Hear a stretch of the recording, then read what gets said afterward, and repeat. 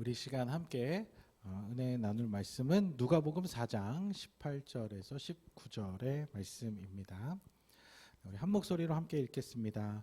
주의 성령이 내게 임하셨으니 이는 가난한 자에게 복음을 전하게 하시려고 내게 기름을 부으시고 나를 포로된 자에게 자유를, 눈먼 자에게 다시 보게 함을 전파하며 눌린 자를 자유롭게 하고 주의 은혜의 해를 전파하게 하려 하심이라 하였더라.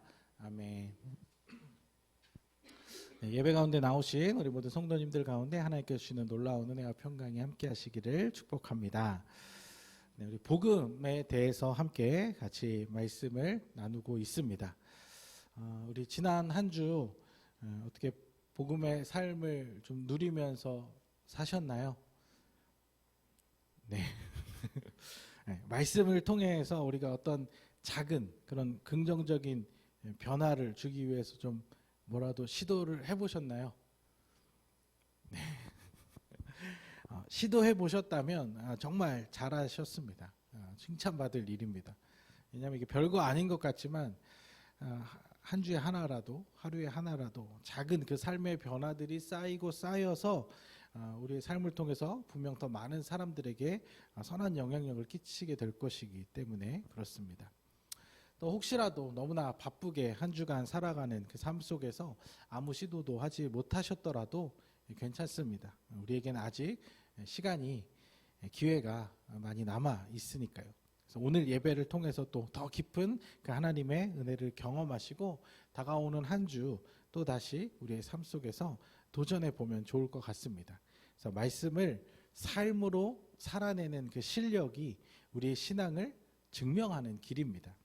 하나님께서 부어주시는 놀라운 은혜가 정말 우리 안에서만 머무는 것이 아니라 우리의 삶으로 흘려보내도록 힘쓰시는 우리 성도님들의 삶이 되시기를 축복합니다.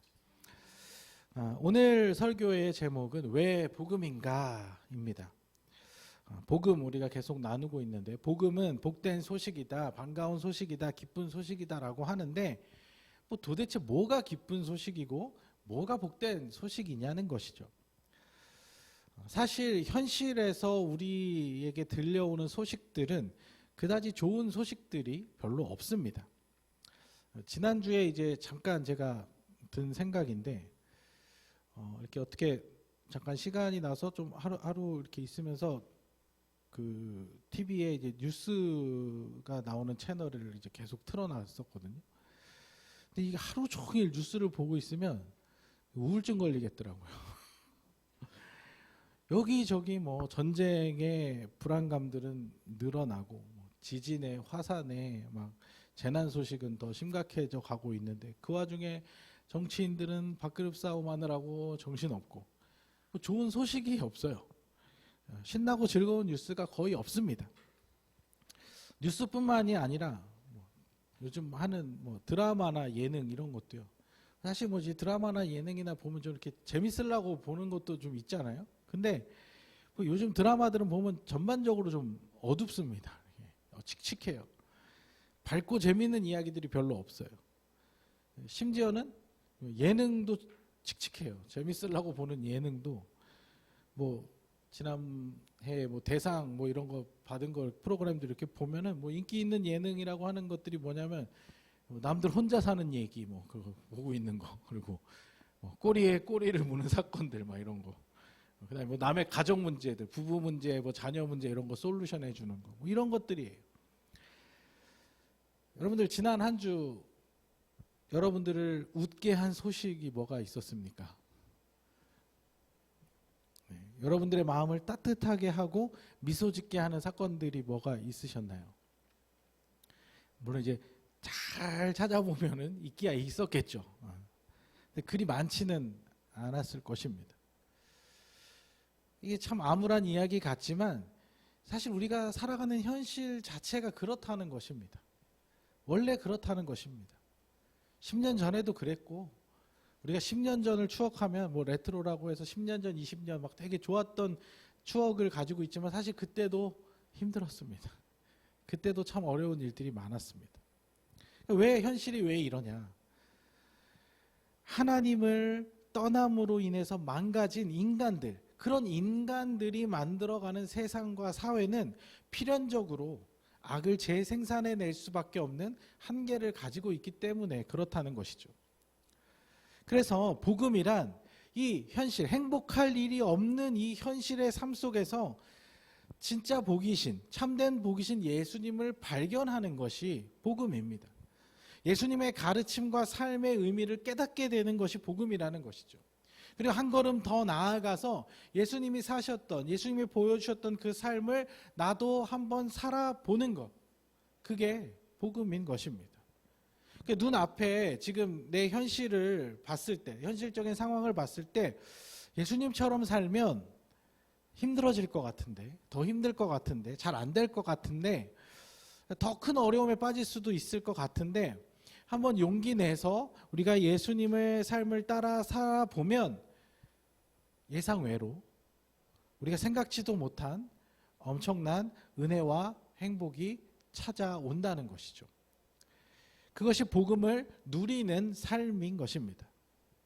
그런데 안타까운 것은 그 복음을 귀로만 듣고 머리로만 깨닫고 삶으로 살아내지 못하는 경우가 참 많다는 것이죠.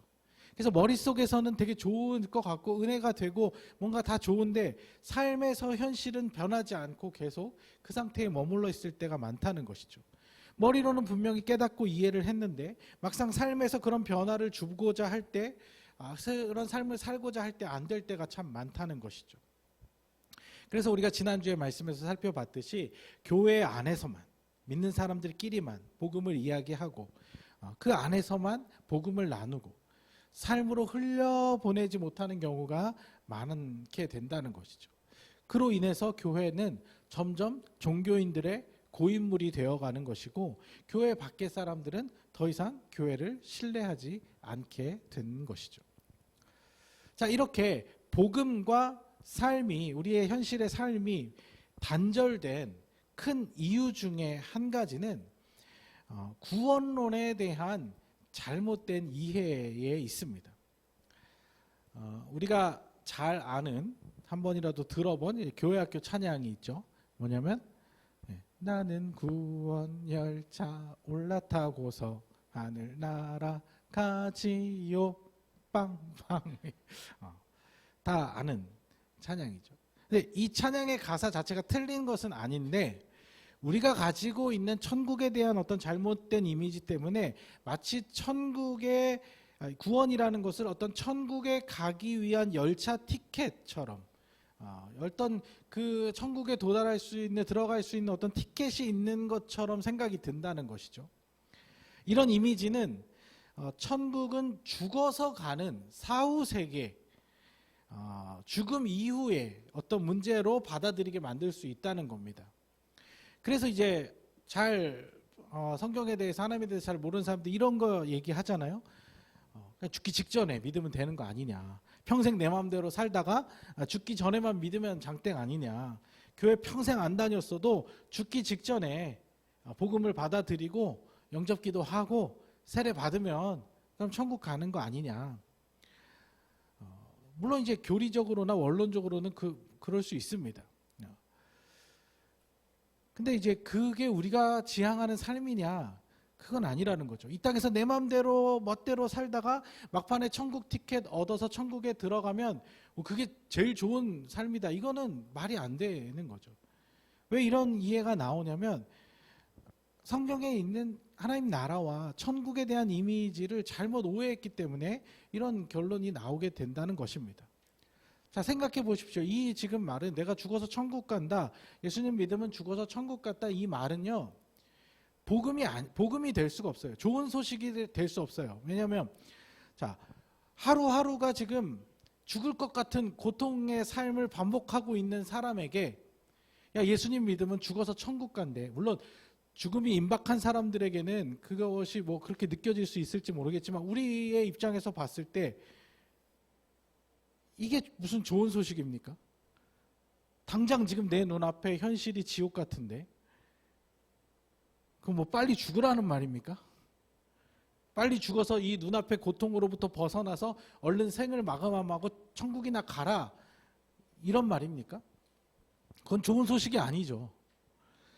진짜 복음, 좋은 소식은 뭐냐면 지금 우리의 삶, 우리가 생을 마감하기, 이 육체의 어떤 삶을 마감하기 전까지 어쩔 수 없이 우리가 살아내야만 하는, 살아가야만 하는 이 지긋지긋한 내 현실, 내 삶, 이 세상에서 어쩌면 어떤 사람들에게는 거의 이 지옥과 다를 것이 없는 이 삶 속에서라도 예수님을 통해서 천국 같은 삶, 하나님 나라의 삶을 당장 누릴 수 있다는 것이 그게 진짜 복음인 것입니다.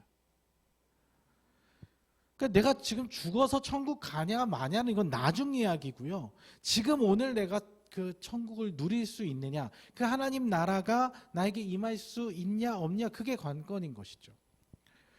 구원의 영향력을 사후 세계로만 한정지어 버리면 결국 우리가 할 수 있는 고백은 아이고 이놈의 세상, 아이고 이 죽을 것 같은 세상, 빨리 죽어서 하나님 곁으로 가야지, 빨리 죽어서 천국 가야지, 이 고백밖에 안 나오는 거예요. 그러면은 이 현실은 고난, 그 속에서 해결될 방법은 없고 그냥 어쩔 수 없이 이를 악물고 버틸 수밖에 없는 것이죠. 아니요. 구원의 기쁜 소식, 복음이라는 것은 사후 세계에만 영향을 미치는 것이 아니라 오늘 우리의 삶에 지대한 영향을 미치는 사건이라는 것입니다. 언젠가는 누리게 될 어떤 막연한 기쁨이 아니고 바로 오늘 우리에게 임하는 기쁨이라는 것입니다. 또 이런 우리가 오해를 하게 된 데는 이 천국이라는 그 단어의 표현도 한몫을 하고 있습니다. 이 천국, 성경에도 천국이라고 나오는데 사실 천국이라는 표현은요 주로 마태복음에서만 나오는 표현이고 다른 복음서에는 대부분 하나님 나라라고 이렇게 표현을 합니다.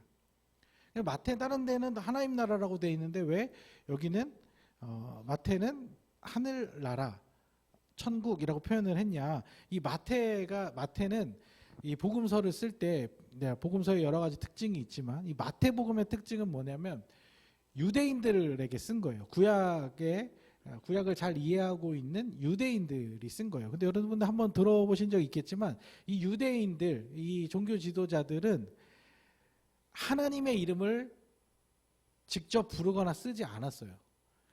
그래서 그걸 다른 식으로 발음을 한다든지, 그리고 성경을 사본을 만들 때도 그 이름만 나오면 다시 몸을 정결하게 하고, 그러니까 이 하나님의 이름, 하나님이라는 이 단어를 쓰는 것이 굉장히 불경스러울 수 있고, 굉장히 하나님의 이름을 망령되이 일컫는 일일 수 있기 때문에 굉장히 조심조심했다는 거죠. 그래서 하나님 나라 이 표현이 조금 완곡하게 돌려 쓰는 표현으로 바뀐 거예요. 그래서 마태가 그거를 쓸 때 뭐라고 이제 썼냐면 하늘에 있는 나라, 하늘의 바실레이아 톤 우라논, 그래서 하늘의 왕국, 하늘에 있는 나라, 이런 식으로 이제 좀 우회적으로 표현을 한 것입니다.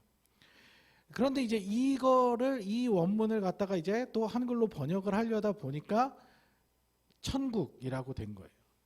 근데 우리 대한민국 사람들이, 우리 한민족의 천국의 개념은 뭐가 있냐면 천당, 죽어서 가는 이제 이 사후 세계인 천당, 요 개념이 이제 많다 보니까 이게 섞여버린 것이죠. 근데 원래 마태가 말하고자 했던 것도 또 다른 복음서도 다 마찬가지로 천국보다는 하나님 나라가 좀 더 맞는 표현입니다. 그러니까 하나님 나라는 뭐냐? 뭐가 다르냐? 천국이랑 하나님 나라가 뭐가 다르냐? 천국과 하나님 나라의 결정적인 그 핵심적인 어떤 주 차이는 뭐냐면 하나님 나라를 한마디로 표현하면 하나님의 왕국, 하나님이 다스리시는 나라, 하나님의 통치하시는 나라인 거예요. 그러니까 우리가 어떤 장소적인 개념이랑 상관없이 하나님이 다스리고 계시는 곳이 다 어디든 하나님 나라인 거예요.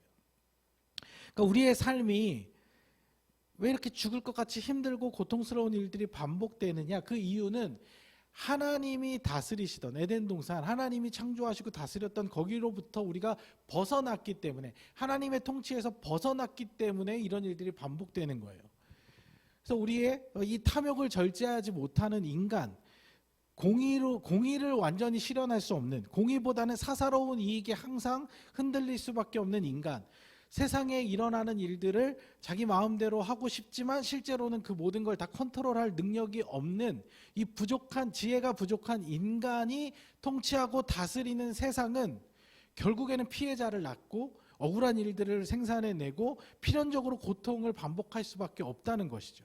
그래서 그 통치와 다스림 밑에서는 항상 불안과 불편함과 또 불확실을 늘 감수해야만 하는 게 우리의 현실이라는 거예요. 이 통치를 누가 하느냐가 굉장히 중요한데, 물론 이제 역사적으로도 보면 간혹 의롭고 정의롭고 선한 왕이 다스리는 나라, 그 시대에는 잠깐이지만 백성들이 평안하고 행복한 삶을 누리는 경우가 종종 있었습니다. 근데 문제는 그게 오래 가지 못했다는 것이죠. 그런데 그 왕이 사사로운 이익과 탐욕과 자기 절제를 하지 못하고 자기 멋대로 하면 결국에는 그 나라가, 그 다스림을 받고 있는 백성들이 고통받고 삶이 힘들어지는 거잖아요. 그러니까 이 통치, 누가 통치하냐, 누가 다스리냐, 이게 중요한 관건인 것입니다. 그래서 이처럼 우리의 인생은 누가 내 삶을 다스리느냐에 따라 결정이 되는데, 우리가 인간 사회의 지배를 받는 한 절대로 완전한 행복은 찾아올 수가 없다는 것이죠. 잠깐 간헐적으로 살만하다라고 느낄 수는 있는데 완전한 평화, 완벽한 행복은 불가능하다는 것이죠.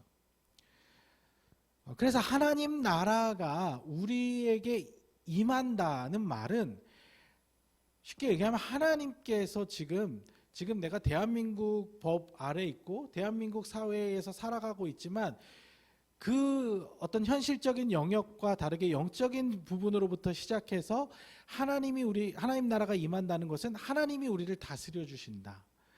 하나님이 우리의 삶을 다스려 주신다는 거예요. 이걸 조금 더 와닿게 표현하면 하나님께서 우리의 삶을 돌봐주시고 보살펴 주신다는 것입니다. 그러니까 이 두 가지 세계하에서 우리가 동시에 살아가고 있는 이 삶이잖아요. 근데 그 삶 속에서 내가 처하고 있는 이 현실의 어려움들, 그래서 내가 처리해야 할 수많은 복잡한 문제거리들, 이거 하나하나 잘 풀어갈 수 있도록 나도 노력하겠지만 우리가 하나님의 통치 안에 들어갈 때 하나님이 그걸 도와주시겠다는 거예요. 하나님이 그걸 개입해 주시겠다는 거예요. 내 힘으로 감당할 수 없는 문제들에 대해서, 일들에 대해서 나를 통해서 이것들을 해결해 갈 수 있도록 힘 주시고 지혜를 주시고 환경들을 만들어 가시겠다는 거예요. 때로는 너무 해결 방법이 없을 때는 기적적인 일들을 만들어서라도, 상식을 조금 벗어나는 엄청난 기적을 통해서라도 대신 처리해 주시겠다는 거예요. 얼마나 기쁜 소식입니까? 오, 만세. 우리 지금 눈앞에 있는 거 해결 안 되는 그 많은 것들 하나님 직접 도와주시겠다는 거예요. 얼마나 기쁘고 행복한 소식입니까? 사실 우리가 성인이 돼서 이제 삶을 살아갈 때 참 모든 것들이 나 혼자 이걸 처리해야 되고 해결해야 한다는 그 막막함 가운데서 그래도 우리가 살면서 나를 지지해 주는 사람, 나를 격려해 주는 사람 한 사람만 있어도 얼마나 힘이 됩니까? 그런데 하나님께서, 전지전능한 하나님께서 우리를 응원하고 격려해 주실 뿐만 아니라 실제적인 도움도 주시겠대요. 함께 문제들을 처리해 나가시겠다는 거예요. 마치 부모를 잃은 아이가 이제 앞으로 인생을 혼자 막막하게 살아가야 되는데 든든한 후견인이 나타나서 내 삶을 책임져 주겠다고 하는 그런 느낌과 비슷한 것이죠. 아니면 내가 어떤 사업을 막 하려고 하는데 생계를 위해서 그 사업을 막 시도하려고 하는데 처음에 너무 척박하고 힘든데 그 가능성을 응원해 주는 엄청나게 든든한 재정 지원자가 나타났다. 그런 느낌 같은 것이죠. 하나님이 여러분들의 편이 되어주시고 여러분들의 지지자가 되어주시겠다는 거예요. 이 복잡하고 어려운 인생을 도대체 어떻게 해야 잘 사는 것인지 막막함 속에서 방황하는 우리들에게 이 한 줄기 빛 같은 든든한 인도자가 되어주시겠다는 것입니다. 너무 기쁜 소식이죠. 다만 이 모든 사항에는 한 가지 먼저 우리가 받아들여야 하는 부분이 있습니다. 뭐냐면 우리의 삶의 방향을 바꾸겠다는 동의입니다.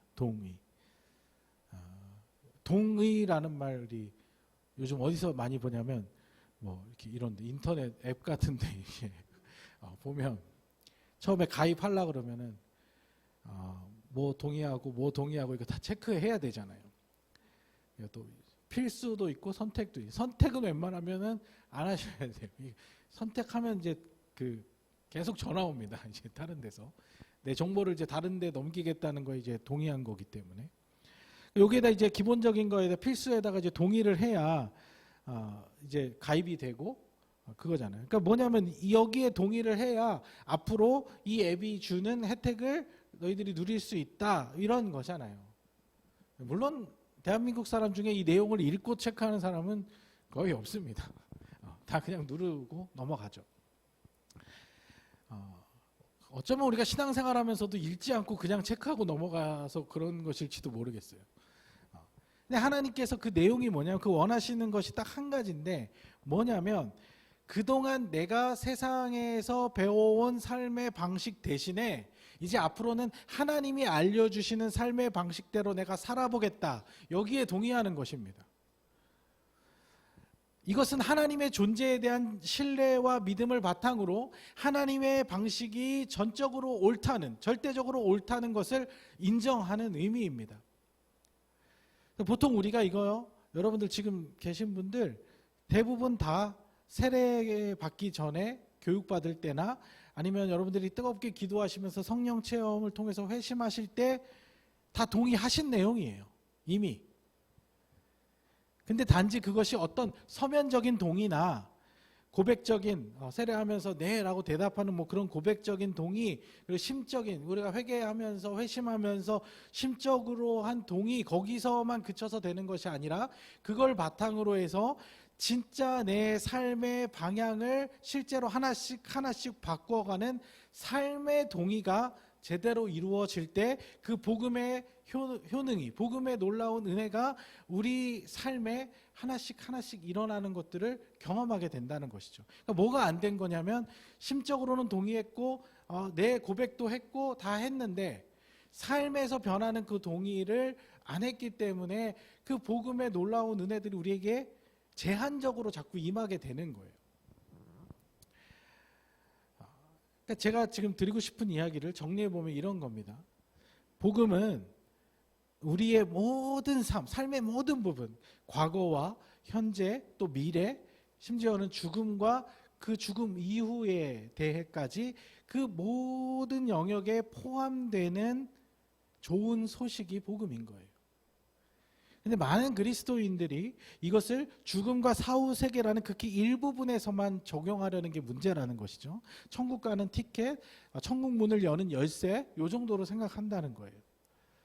이것을 우리가 바로 잡자는 거예요. 그게 아니라 복음을 지금 나의 삶의 영역으로 가져오자는 겁니다. 그래서 우리가 하나님의 통치와 다스림 속으로 들어가자는 거예요. 인정하고. 그래서 그렇게 되면 나의 해결되지 않은 과거의 상처도 해결이 되고 현재 처하고 있는 눈앞의 문제를 해결할 힘도 생기고 또 불확실한 미래에 대한 길이 하나씩 보이기 시작한다는 것이죠. 물론 죽은 후에도 또 다 포함이 되는 거예요.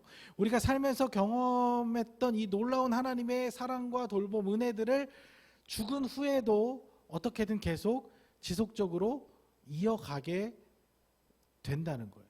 근데 그거는 좀 나중에 생각하자고요. 죽고 나서 생각하시고 그거는 몇십 년 후의 일을 벌써부터 걱정하지 마시고 그거는 나중 일이고 중요한 것은 오늘 우리의 삶에, 오늘 나의 삶에 하나님의 나라가 임하면 죽은 이후에도 계속 이어지는 거예요. 이해하시나요? 근데 오늘 내가 그 하나님의 임재를 경험하지 못하고 하나님의 다스림 안에 없으면요, 그러면 죽은 후에는 제가 볼 땐 장담 못해요. 지금도 내가 하나님 나라가 뭔지, 하나님 나라의 임재가 뭔지를 교회는 다니는데 그걸 경험하지 못하면서 살고 있다면 제가 볼 때 죽은 후에 어떻게 될지는 진짜 하나님만 아시지 몰라요.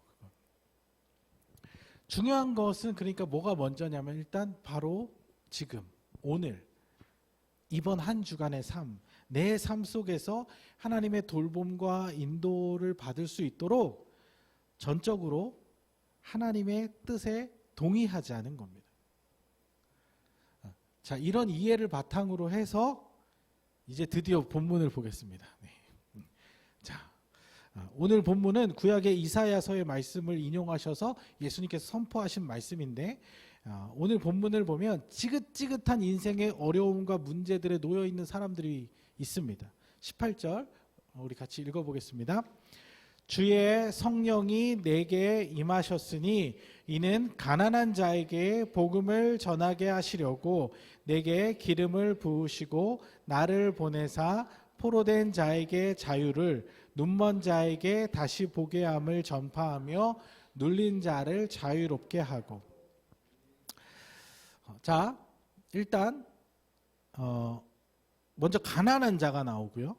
뒤이어서 포로된 자, 눈먼 자, 눌린 자가 소개되고 있습니다.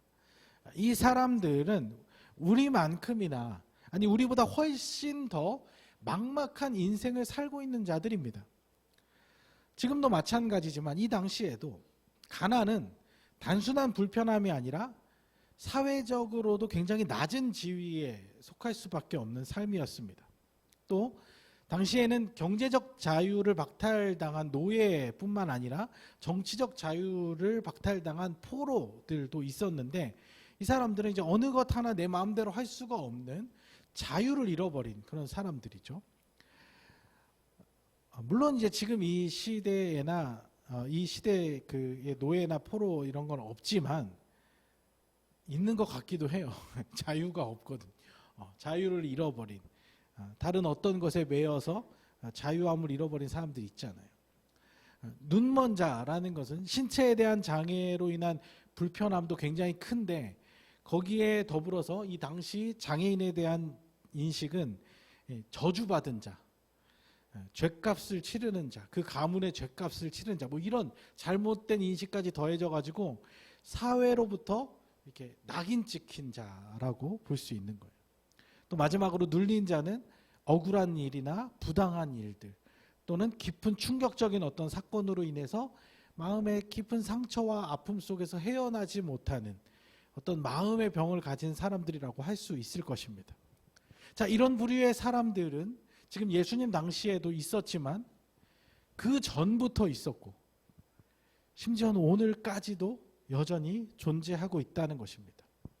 왜 이런 안타까운 사람들이 생겨납니까? 이유는 단 한 가지죠.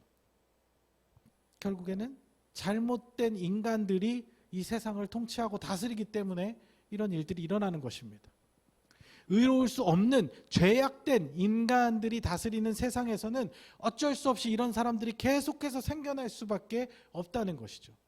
우리가 지금 그런 상황에 처해 있지 않더라도 언제라도 이런 상황에 처하게 돼도 전혀 이상하지 않은 것이 우리의 지금 삶이라는 것입니다. 가정으로 보면 부모지만 우리도 온전치가 않잖아요. 그렇죠?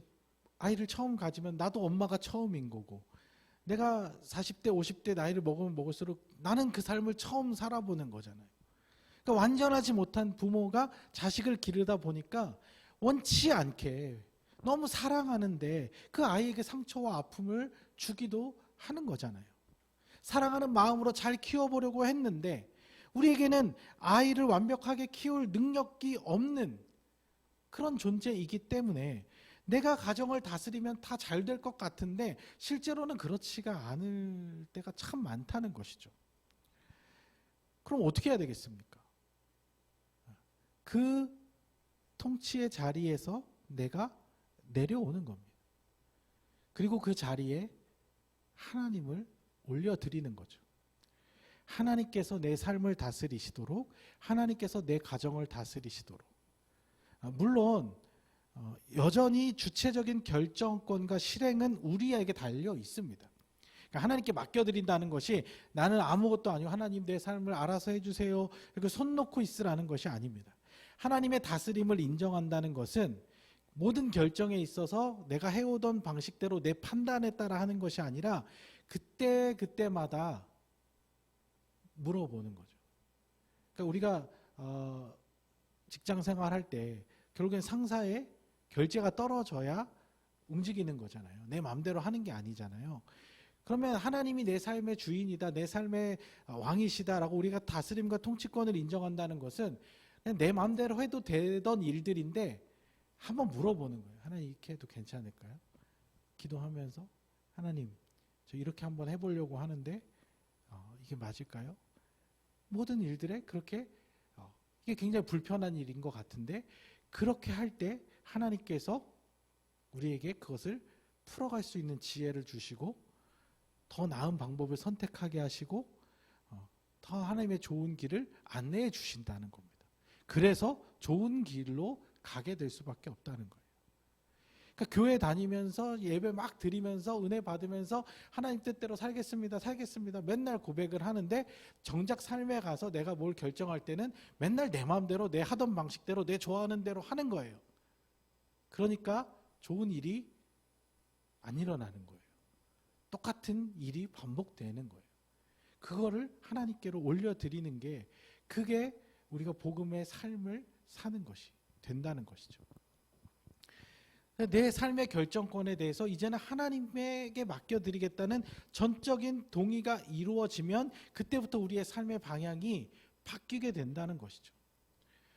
힘들고 어렵고 슬프고 공허하고 아팠던 현실들로부터 이제 행복하고 기쁘고 즐겁고 의미 있고 보람찬 인생으로 긍정적인 방향으로의 전환이 일어난다는 것이죠. 이 의미도 되게 중요한데 전환이 일어나는 것은 방향이 바뀌기 때문에 이제는 더 좋은 일들이 계속해서 일어난다는 거예요. 그런데 우리가 또 착각하기 쉬운 게 뭐냐면 이 구원의 복음을 일시적인 해결책이나 소원 성취라고 잘못 이해한다는 거예요. 예를 들면 이런 거죠. 가난한 자에게 좋은 소식이 뭐예요? 일확천금입니다. 포로된 자에게 복음은 뭐예요? 해방선언입니다. 눈먼 자에게 기쁜 소식은 시력 회복이죠. 눌린 자에게는 완전 치유. 이렇게 되면 이게 복음이라고 생각을 하는 거예요. 일시적으로 이걸 받으면 끝. 이제 내 문제 다 해결됐어. 이렇게 생각을 한다는 거죠. 근데 이거보다 더 기쁜 소식이 무엇이겠습니까? 일시적인 해결이 아니라 앞으로 모든 일들에 대해서 하나님 도와주시겠다. 그러니까 삶의 방향의 전환에 초점을 두는 거예요. 당장 해결이 안 되더라도 이것이 해결되는 방향으로 전환되었다는 게 중요한 거죠. 맨날 적자만 나다가 당장 빚은 다 해결 못해도 이번 달부터 흑자로 돌아섰다 하면 이것은 가능성이 이제 생기는 일이잖아요. 그러니까 그 삶의 방향을 완전히 바꾸지 못하면 바라던 소원이 지금 당장 눈앞에서 이루어진다 한들 그것은 이 일시적인 문제만 해결할 뿐 또다시 그 문제들을 반복할 가능성이 생긴다는 거예요. 가난한 자에게 일확천금이 생기면 당장 빚 갚고 필요한데 쓸 수 있는 어떤 도움은 되겠지만 궁극적으로 근본적인 이 가난의 문제를 해결하려면 이 사람이 계속해서 경제적으로 살아갈 수 있는 힘과 능력이 생겨야 되는 거잖아요. 그게 안 생기면 아직 완전히 해결된 게 아니라는 거예요. 그러니까 어쩌면 우리가 그동안 듣고 싶어 했던 복음이 뭐냐면 열심히 내가 이거 기도해서 하나님 이거 이루어주세요, 하나님 이거 해주세요 하면 그게 이루어지는 거. 이게 복음이라고 생각을 하는 거죠. 소원 성취와 같은 어떤 완성형 해결책을 제시하는 것이 복음이라고 생각했던 거예요. 근데 이 세상에 살아가는 한 그런 건 없습니다. 완전한 해결책이라는 건 없어요. 그래서 우리가 마주하는 실제의 복음은 이런 것입니다. 가난한 자에게는 부요한 삶을 살 수 있는 기회와 소망이 계속해서 제공되는 것. 포로된 자에게는 해방된 삶을 살 수 있는 기회와 사건들이 지속적으로 제공이 되는 것. 누구로부터?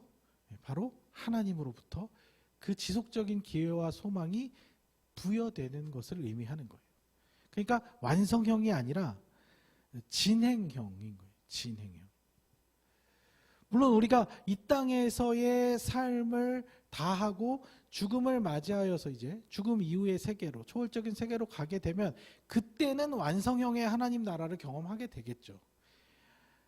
하지만 적어도 우리가 이 땅에서 삶을 살아가는 동안은 완성형 해결책이 아니라 진행형의 은혜가 우리에게 계속 제공되는 것을 의미하는 것입니다. 그래서 은혜의 해가 전파되는 것이 복음이라고 말씀하신 거예요. 19절 읽어보겠습니다. 주의 은혜의 해를 전파하게 하려 하였더라. 그렇기 때문에 우리는 하나님 나라에 가는 그날까지 오늘 하루의 삶을 그저 하나님의 다스림 안에서 선물같이 주어지는 은혜를 바라면서 최선을 다해서 살아가는 거예요. 하나님이 알려주시는 대로. 잠깐 이렇게 하고 싶은데 하나님 뜻대로 해도 괜찮을까? 이런 날마다의 고민 속에서 저도 매일 그런 고민 속에서 순간순간 선택을 하는 거고, 우리가 하나님 앞에 가는 그 날까지 나이 80, 90, 100세가 되어도 그 선택 앞에서 우리는 하나님을 선택하는 것을 계속 반복하는 게, 그랬을 때 하나님이 우리의 삶을 다스려 주시고 보살펴 주시는 게 그게 복음인 거예요. 네. 오늘 설교가 조금 어려우시진 않으신가요? 네. 제가 지금 쉽게 설명을 하려고 엄청 노력하는데 그게 설교가 참 해도 어려운 것 같아요. 네. 우리의 구원이 정말 천국 가는 열차 티켓같이 그렇게 좀 단순하고 편리했으면 저도 좋겠어요. 그럼 이렇게 장황하게 길게 설명하지 않아도 교회 나오시면 천국 티켓 이렇게 드리면 좋죠. 편하죠. 근데 이제 그렇지가 않다는 겁니다. 실제로 구원열차라는 이 찬양의 가사도요, 그런 티켓은 없다고 말하고 있습니다. 차표 필요 없대요. 차표 필요 없어요. 주님 차장되시니 나는 염려 없어요. 지금 제가 설명한 게 이거예요. 우리에게 필요한 건 차표가 아니고 예수님이 몰고 가시는 그 열차에 올라타는 거예요. 그래서 함께 가는 거예요. 그게 복음인 거예요. 그러면 분명한 목적지를, 정확한 목적지를 잘 아시는 우리 예수님께서 우리를 가장 좋은 곳으로 이끄신다는 것이죠. 예수님이라는 배에 올라타서 하나님 나라에 가는 그 과정, 산전수전 다 겪으면서 마침내 완전한 하나님 나라에 도달할 때까지 그 열차에서, 그 배에서 내리지 않고 예수님과 함께 하는 것, 그게 행복한 일이고 그게 은혜고 그게 기쁜 일이라는 것이죠. 아직도 탈까 말까 언제 탈까, 죽기 직전에 확 올라탈까 이런 생각할 필요 없이 그냥 거기에 올라타면 예수님과 함께 삶을 누리면 되는 것입니다. 여러분들 이번 한 주도 우리 성도님들의 삶을 하나님께서 다스려 주시기를 바랍니다. 그러기 위해서는 우리가 먼저 우리의 삶을 하나님께 내어 맡겨 보는 것이죠. 전적으로 동의하시고 그분의 인도하심을 따라가 보시기를 바랍니다. 제가 여러분들한테 기도하라고 강요하지는 않는데요. 근데 어쩔 수 없이 우리가 하나님께 내 삶의 선택을 물어보는 것 자체가 사실 기도거든요. 이제 그런 기도라면 늘 쉬지 않고 하셔야 돼요. 매일매일 호흡과 같이 하셔야 돼요. 근데 이제 너무 사소한 거, 하나님 오늘 아침 반찬 뭐 할까요? 막 이런 것은 우리에게 하나님 그냥 결정권을 맡겨주신 일들에 대해서는 사실, 근데 이제 사실 그 부분에 대해서도 너무 고민되면요, 한번 물어보셔도 돼요. 사실 하나님 그런 것까지도 어떨 때는 갑자기 뭐가 떠오르게 해주실 수도 있거든요. 근데 그게 뭐냐면 어린 아이 같이 하나님, 내 아버지에게 뭘 자꾸 도와달라고 구하는 거죠. 그럴 때 하나님께서 이 힘들고 어려운 삶 속에 지쳐 있는 우리들에게 막 다그치고 혼내고, 야, 더 열심히 믿어야지, 더 하나님 잘 섬겨야지, 이렇게 하시는 게 아니라 우리를 도와주시고 우리의 새로운 삶의 소망과 활력을, 힘과 지혜를 불어넣어 주신다는 것입니다.